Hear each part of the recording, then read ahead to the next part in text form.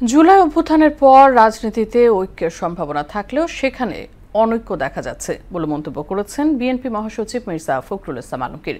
এতে হতাশা জানান তিনি। সকালে রাজধানীর ডিপ্লোমা ইঞ্জিনিয়ার্স ইনস্টিটিউটে কৃতি শিক্ষার্থীদের সংবর্ধনা অনুষ্ঠানে এসব কথা বলেন তিনি। এদিকে জুলাই বিপ্লবের শহীদদের আত্মত্যাগের ফলেই জাতি স্বৈরাচার মুক্ত হয়েছে বলে জানান বিএনপির সিনিয়র যুগ্ম মহাসচিব রুহুল কবির রিজভী। তানজিদ ভুঁইয়ার প্রতিবেদন।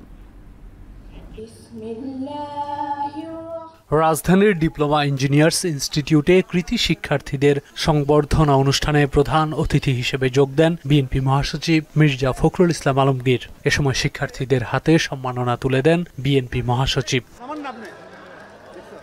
এ সময় শিক্ষার্থীদের দেশের কল্যাণে কাজ করার আহ্বান জানান বিশিষ্টজনেরা। এই সময়কে সঠিকভাবে কাজে লাগানোর জন্য তোমাদেরকেও পরিশ্রম করতে হবে, বড়দেরকেও অনুসরণ করতে হবে। বক্তব্যে তিনি বলেন, দেশে ক্রান্তিকাল চলছে, তাই সবখানেই অনৈক্যের সুর।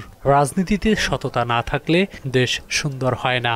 এত বড় একটা অভ্যুত্থানের পরে এত বড় একটা সুযোগ সৃষ্টি হয়েছে দেশটাকে আবার সুন্দর করবার, সুন্দর করে গড়ে তুলবার।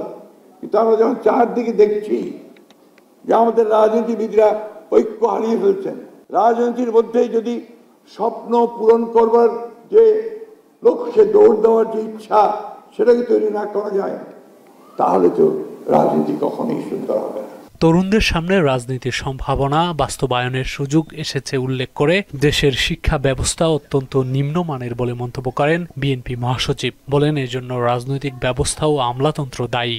এর জন্য দায়ী রাজনীতিবিদরাই, এর জন্য দায়ী আমরাই, এর জন্য দায়ী আমাদের আমলাতন্ত্র। আর রাজনীতি হয়, আমরা যাদের গতবার দেখলাম পালিয়ে যেতে হলো জনগণের কাছ থেকে, দেশ ছেড়ে, আর শুধুমাত্র সম্পদ তৈরি করা ব্যক্তিগত স্বার্থে, তাহলে মানুষের ঘৃণা ছাড়া আর তারা কোনো কিছু যুক্ত করতে পারে না। এদিকে কুমিল্লার চান্দিনায় জুলাই অভ্যুত্থানের শহীদ তাইম ভুঁইয়ার পরিবারের সঙ্গে সৌজন্য সাক্ষাৎ করেন বিএনপির সিনিয়র যুগ্ম মহাসচিব রুহুল কবির রিজভী। এ সময় আমরা বিএনপি পরিবার থেকে আর্থিক সহায়তা প্রদান করা হয়। এই আত্মত্যাগ কিসের জন্য, এটা যেন মানুষ ভুলে না যায়। জুলাই অভ্যুত্থানের পক্ষে সবাইকে ঐক্যবদ্ধ থাকার আহ্বান জানান বিএনপির সিনিয়র যুগ্ম মহাসচিব রুহুল কবির রিজভী। একটা জাতিকে মুক্ত করার অঙ্গীকার নিয়ে ৭১ যেমন মুক্তিযোদ্ধারা শহীদ হয়েছে, সে হচ্ছে জুলাইয়ের মুক্তিযোদ্ধা, ২৪-এর মুক্তিযোদ্ধা। তানজিদ ভুঁইয়া, মোহনা সংবাদ, ঢাকা।